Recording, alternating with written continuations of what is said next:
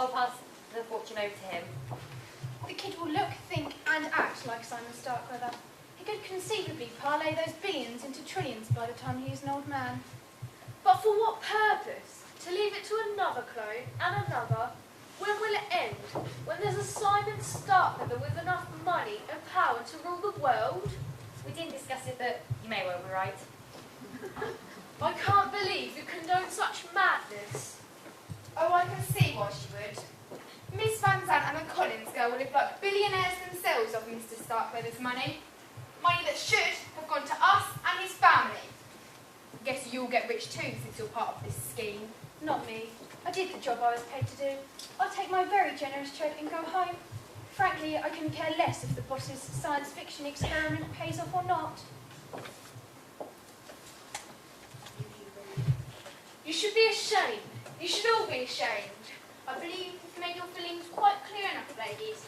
If you and the other servants wish to join me, I want to speak to all in the kitchen. We'll clean after you finish, and I toast will ring you for requiring anything else. It might be kind of nice hearing the little patter of little feet running about the house. Oh, shut up, Rufus.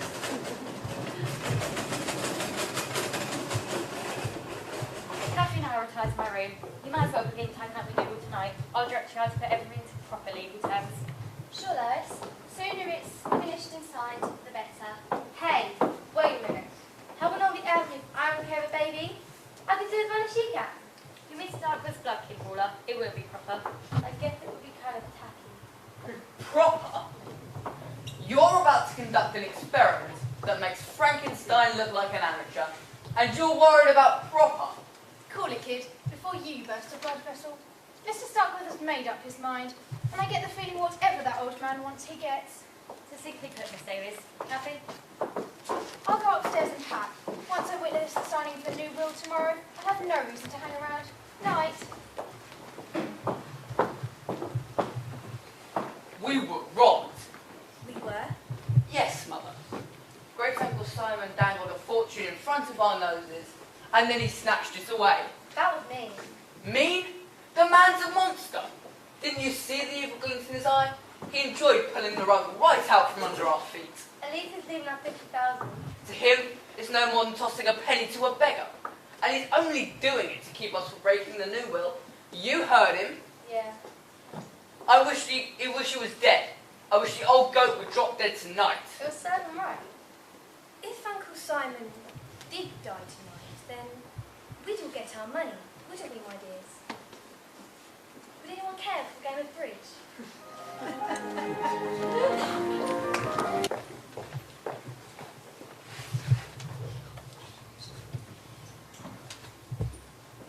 Penny for your thoughts? It's all I can afford to pay. Now. Mr. Starkweather, It's Jordan, remember? At least when Minerva the dragon lady isn't about. I thought everyone had gone to bed. I was going to turn in. Just got the urge for a midnight snack. I'll fix you something. Never mind. What are you doing up? Mrs. Trent sent me in here to make sure the fire screen is properly closed so that no sparks pop out into the road. And burn Stark with the mansion to the ground? Maybe it wouldn't be such a bad idea. You shouldn't talk like that. You know Mr. Starkweather's in blue. How could he? You read my mind. Jordan, Haha. Got you to call me by my first name. you shouldn't even suggest such a thing. It's wicked. Why should that surprise you? Everyone knows I'm the black sheep in the family. And if it happened tonight, you'd have £1 million. And I'd have billions. Think of all the good times we could have. Together. Don't! It's a tempting thought, admit it. It's not. It's a horrible idea. Which part? Getting the money? Or you and me, together? The part about the money. What about us? Nancy, I thought you were going to help me with the dishes. I was just checking the French doors to make sure they're closed. I see. And what are you doing in here? I came down for a snack when I saw Nancy and stopped for a little chat. That appetite of yours is going to get you into a lot of trouble one of these days. Now, if you're hungry, come with me. I'll get you some. Minerva, what are you doing with that knife? Oh. Chopping onions. At midnight? Yes. I can't stand to have anyone see me cry. Now, if you're hungry, come with me. I said, I'll find you something. Yes, Minerva. Anything you say, Minerva. Finish checking, and then come and give me a hand. Yes, ma'am. Come on.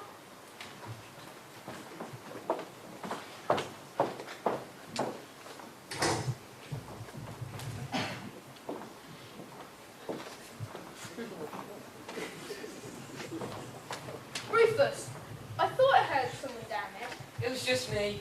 so I can see. Good grief, man, what are you doing with that axe? It's like this. I remember chopping firewood this afternoon before it started raining.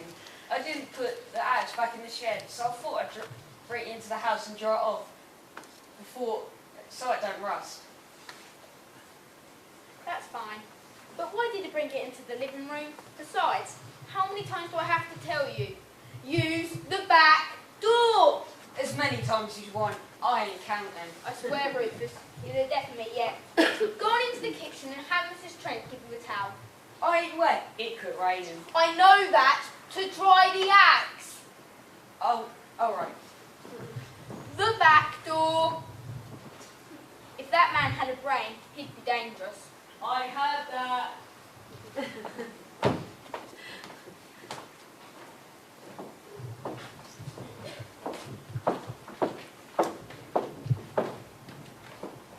Penny for your thoughts. Jordan, I just came down for breakfast share. What are you doing up? Munchies. One's cookie. No thanks. Have you and Mrs. Van Zandt finished the new will? Yes, it's all ready, except for Mr. Stark's signature. I see you've come down since earlier. I wouldn't blame you if you hated me. Why should I hate you? I'd make the same deal if I were in your shoes. I'm sure you would, Jordan. But aren't you forgetting something? What? The little tyke will need a dad too. Someone to guide him and mould him into the perfect replica of Great Uncle Simon.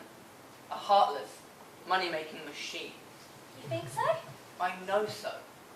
And who would be a better father figure than I? You're a very attractive woman, Kathy.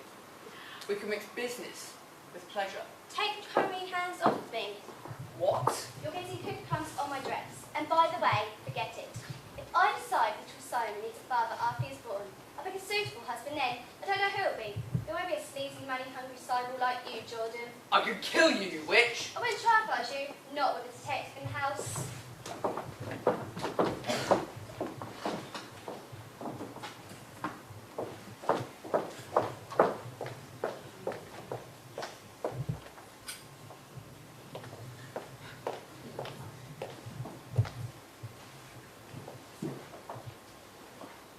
Aren't you finished in here yet? I need to make sure everything's all right. Well, hurry up, girl. Minerva wants you in the kitchen. Yes, ma'am. Don't dawdle. Somebody left the French doors open. I'll close them.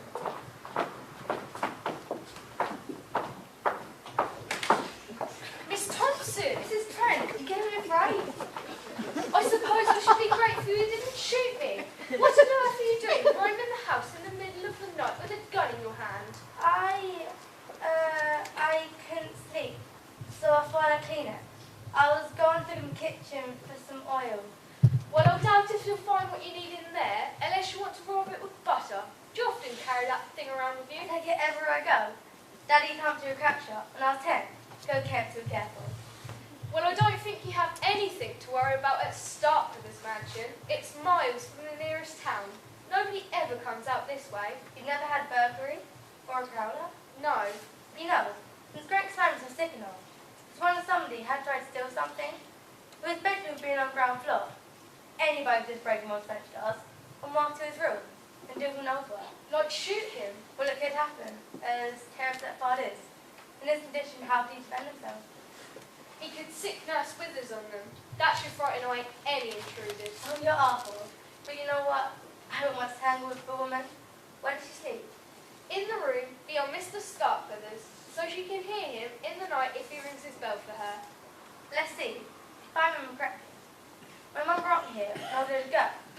That room must be a library, and the one beyond it was a parlour. Am I right? That's correct. When Mr. too ill to go up and down the stairs, the library was converted into a bedroom, and we was took to the parlour. They're the only ones who sleep downstairs. Yes, the servants' quarters are in the attic under the eaves. We have our own staircase to the kitchen. Why do you ask? Oh, just curious. Excuse me, folks. I thought that section of dialogue was kind of awkward and suggested to Mr. St. John that he cut it. But he felt you needed to get it out of the house. He said, what do you want me to do?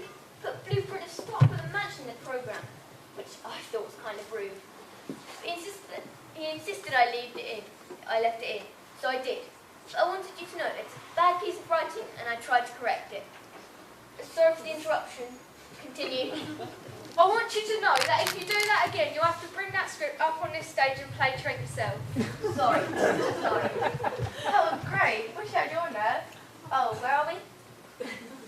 So you were curious about the layout of the house, are you? Yeah. I was just curious. You know what they say, curiosity killed the cat. Yes, well, if you'll excuse me.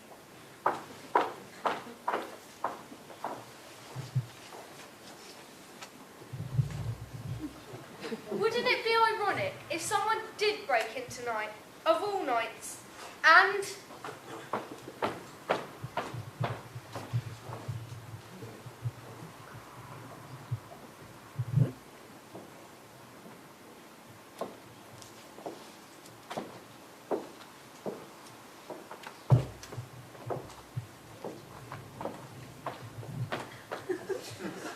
Mrs. Starkweather, Bensonhurst, you nearly frightened me to death. my apologies.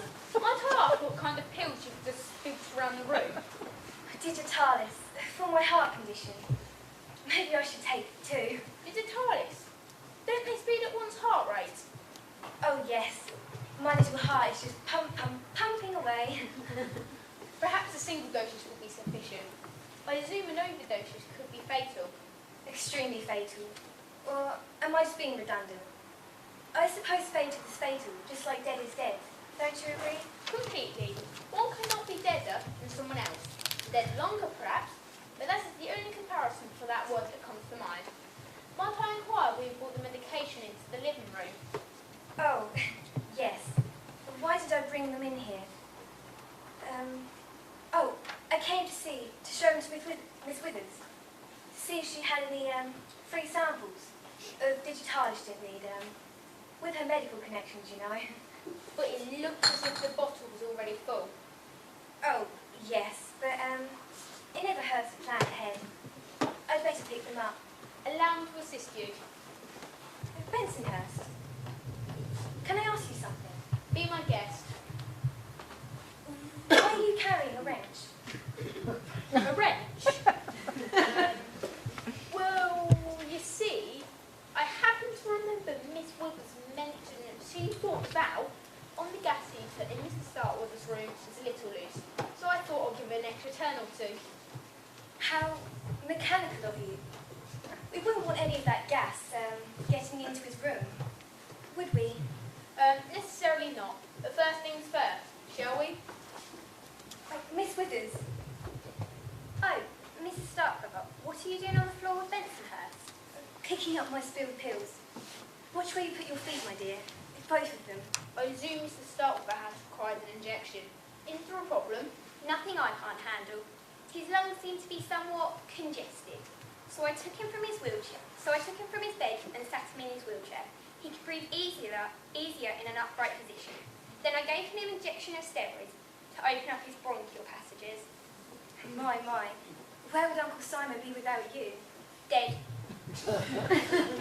Without my help, his heart would stop beating long ago. Speaking of which, wasn't there something you wanted to ask Miss Withers, ma'am? Was there? The digitals. Oh, yes. Miss Withers, I was wondering if you happen to have any manufacturer samples of digitalis you don't need.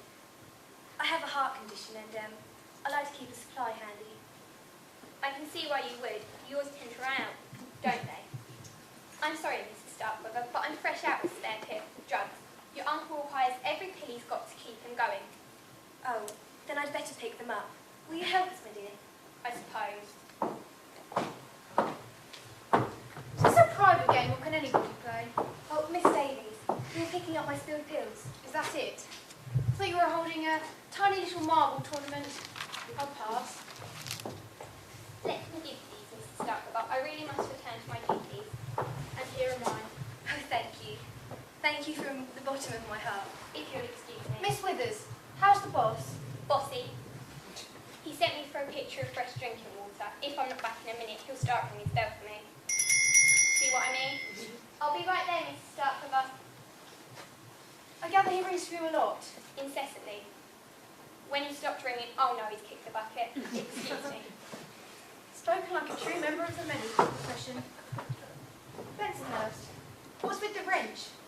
Got some kind of problem I can help you with? No. It will wait. I too shall excuse myself.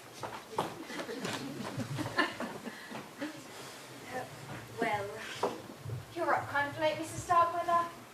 I couldn't sleep. What about you, Miss Davies? Me neither. I'm a real night owl, me. Besides, I was hoping young Simon would show up. Haven't met him yet. Oh, Simon's a sweet boy. I do hope he's all right with the storm and all. I probably pulled over to let it pass. It looks like we could be in for another downpour. Oh dear, I hope not. I believe I'll go back to my room and lie down. Good night again, Mrs. Starkweather. Good night. I'm coming, Mrs. Starkweather. Oh, you're still here. Just keeping an eye on things. I see. Well, my pleasure.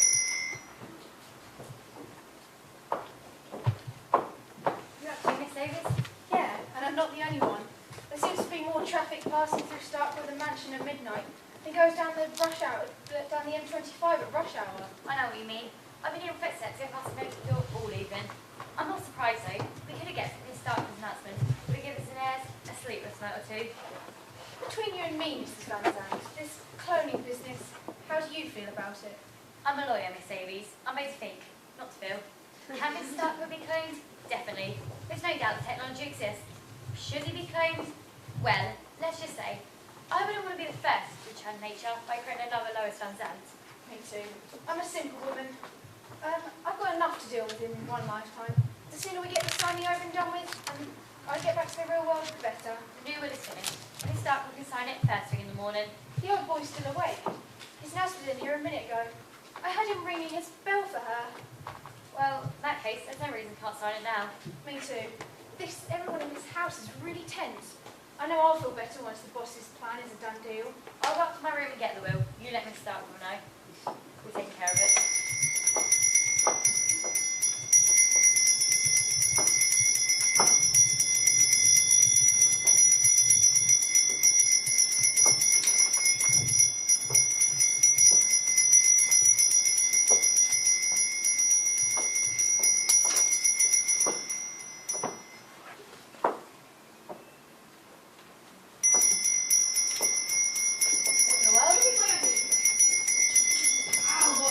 The circuit breaker must have tripped. But it's still cut out, you know. I know. I don't like this. I don't like this at all. I'll find Miss Hurst and come and show you where the main breaker is. Good. I'll let Miss Starkweather know we're taking care of it. Miss Starkweather? Miss Starkweather? Hello? Is anyone here? This train? Bensonhurst? Anybody? Kathy? I think there's something wrong with Miss Starkweather. I don't know where his nurse is. Oh no, he hasn't signed the will yet. Has he? No, perhaps he's just fainted. We need light. Miss Davies is trying to. Miss Starkweather!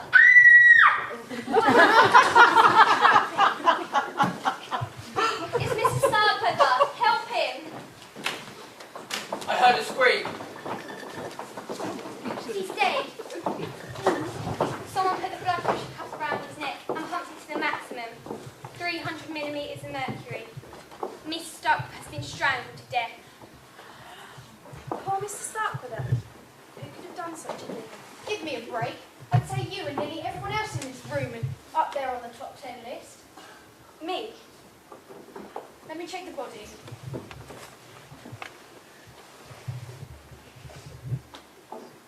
Those drops on the robe. Is it blood? I don't know. What else could it be? I'll handle it. I'm the detective, remember? Miss Withers, what can you tell us? After I took Mr. Stark for his pitcher of water, he was sitting in his wheelchair where I'd left him, reading. I made sure he was breathing properly. I went to my room and lay down across my bed. A few minutes later, the lights went out. I noticed that too. Hush! Mr. Stark started ringing his bell for me. I was lighting a candle when somebody struck me with a heavy object. I must have blacked out. When I came to, the lights were on and... We can take it from here. You seem to be in charge, Miss Davis. What do we do now? We keep trying the phones until we can get through to the cops.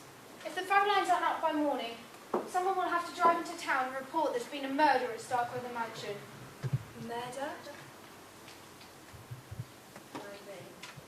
Maybe the old boy done himself in. Or maybe not.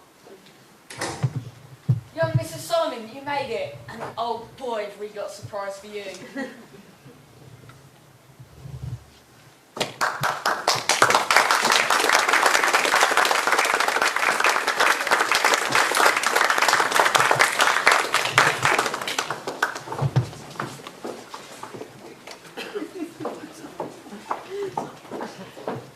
Wasn't that the most diabolical murder you ever saw? Don't you just love it? The way Mr. St. John's mind works. Give me a second, let me check this. Oh yeah, remember, first thing during the interval, you need to check on your ballot which character you think is most likely to be the murderer. The ushers will circulate the hall and collect them up, just in case you need to go for a drink of water or anything.